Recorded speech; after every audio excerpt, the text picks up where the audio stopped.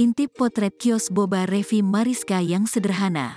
Masih ingat Revi Mariska? Dulu pemain sinetron kondang, kini beralih profesi menjadi penjual boba. Belum lama ini Revi Mariska sempat membuat heboh warganet karena video viralnya ngamen di Taman Suropati. Banyak yang menduga bahwa Revi Mariska jatuh miskin. Namun kabar tersebut ditampik oleh Revi Mariska sendiri.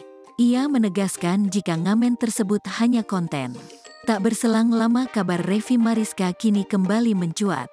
Ia dikabarkan membuka usaha sendiri. Usaha yang tengah ditekuni Revi ialah dengan berjualan es boba.